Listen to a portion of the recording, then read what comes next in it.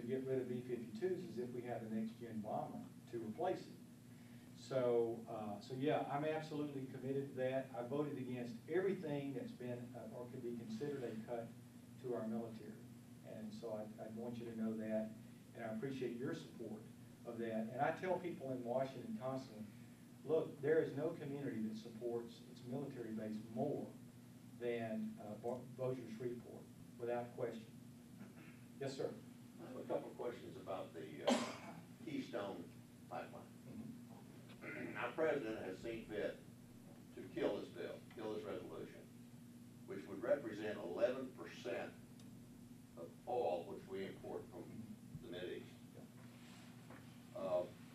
I want to know what the Congress is doing, the House of Representatives, to override his decision, what actions are in process or in committee, and if you feel that the Senate has a necessary 60 vote. I think there's quite a bit of bilateral, bipartisan support for this throughout the country. I know Mary Landrieu supports it, and I think Senator from Arkansas supports it. Is there enough bilateral, bipartisan to get those 60 votes to kick his decision out the window? Unfortunately, even if we got to 60 votes, that could not reverse his decision. So we would have to override his veto. We'd have to have 2/3 from both houses. So if he turned around and vetoed that vote, which he would do if it's prior to the election. Well, if it's after the election, he'll probably let it go through. Look, I don't think he he has had any intention of approving. What? He has had no intention of approving. Let me just briefly walk you through what's happened. For those of you who don't know, Keystone Pipeline, Keystone XL, it's a special kind of oil they have a lot of up in Canada. It's kind of a muddy substance. They actually have to heat it as it flows down the line. It's kind of an interesting story. Sand oil. Sand oil, that's right.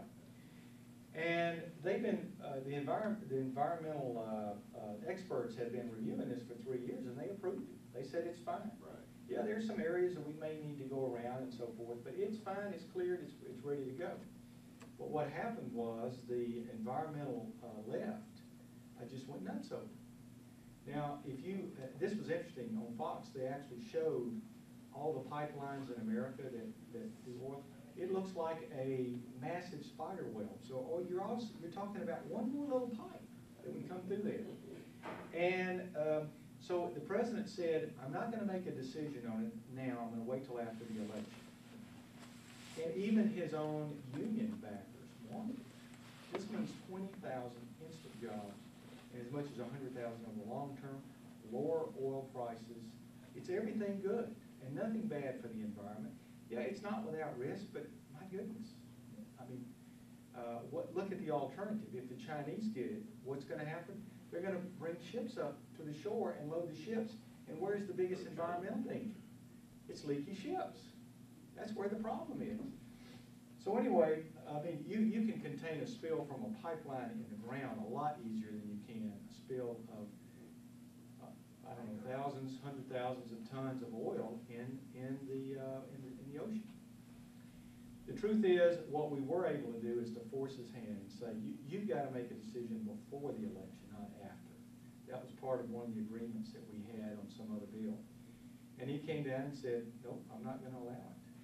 But it's clear that that's what he intended to do all along. And China has a backup agreement with China. I mean, Canada has a backup agreement with China already. And as far as I know, they're going forward with China. I think it's a done deal. Well, you know, we're going to look at $5 gasoline over this. He was talking the other night about what he has opened up for drilling. He didn't mention what he has not opened up. No, look, that is such a twisted argument. This guy's a joke. Here's what happened. Here's what happened. At the end of the Bush administration, remember when gas went up to like $4 a gallon? Bush suddenly opened up a lot of land for leasing, offshore all around the country because he saw the problem and he wanted to get us back up. Well, when President Obama came, he closed down 90% of it and left 10% open. But even that, he's drug his feet on. And so he says that he's opened up more than prior presidents. Well, that is a technical argument that really belies the truth. The truth is that it was open and he shut it right back down. He just didn't shut it all down. It all is part of the campaign strategy to make it appear he's doing one thing when in fact he's doing something else. He wants to add federal regulations to hydrofracking when in fact there's no documented case of a human being harmed or injured from hydrofracking or horizontal drilling. And the Secretary of the Interior, Salazar, admitted that in hearing to a question I asked him. I was surprised he admitted it. He says, no one's ever been harmed. And so you have the DEQ that takes care of all of that in Louisiana, the same in other states, and all of a sudden, he wants to bring the EPA in. So you're saying this deal is done deal? I think it's a done deal, and there's no way Congress can override it. The only solution is that if Canada, for whatever reason, will drag their feet until November. Well, you know, a lot of this oil's coming out of North Dakota and Nebraska. It's not all coming out of Canada. Right, yeah. No question about it. Sorry, but doesn't the pipeline go right through the middle of the country from, going from Canada and then So it do goes thousands through of other Texas? pipelines. Thousands Goes of right Yeah, next to but- one that's already there. Yeah. There's already a pipeline that comes that way. Yeah, yeah, I mean, The first it- pipeline that was built runs all the way from Kilgore to New York. And they've already went around the It's- area in Nebraska, if you- I remember. if you actually look at them, if you put that in a map with all the other pipelines, you wouldn't even be able to notice it. That's how many pipelines are already in existence. And how often do you hear about pipelines being a big environmental problem? You don't hear it. There was one that got into the river here recently. Well, it's not without Hayden. risk. I never said it's without risk, but you know what? If you get on I-20, driving someplace this afternoon, it's not without risk either. Tell me.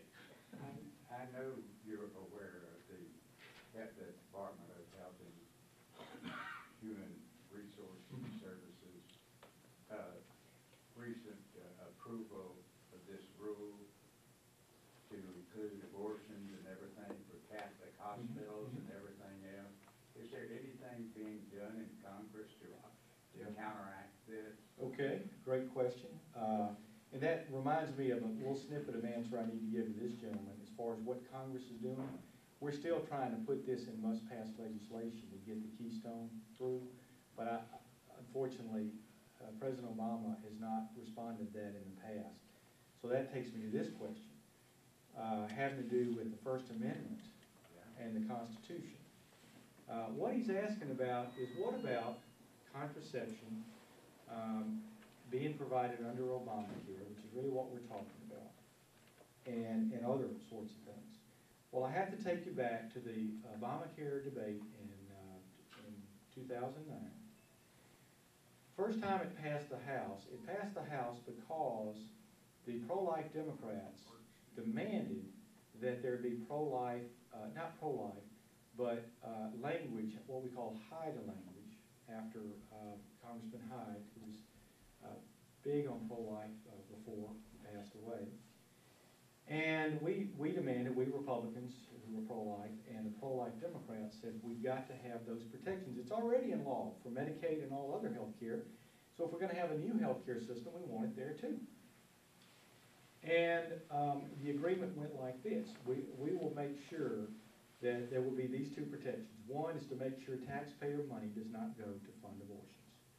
Now in America today, about 51% of Americans are pro-life. We actually, for the first time since Roe v. Wade, we have a majority of Americans, by a slim margin, who are pro-life, and we're a divided nation. Many are pro-abortion.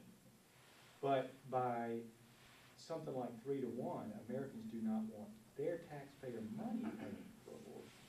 That's a big difference. And that's all we wanted in this bill, is let's make sure taxpayer money does not go to this.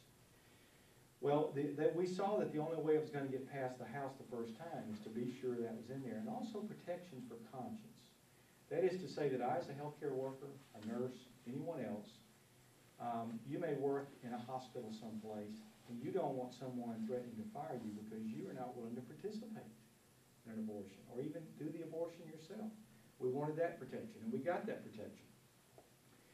Well, it got past the House, and it went to the Senate. It roamed around there for a while, and then it came back.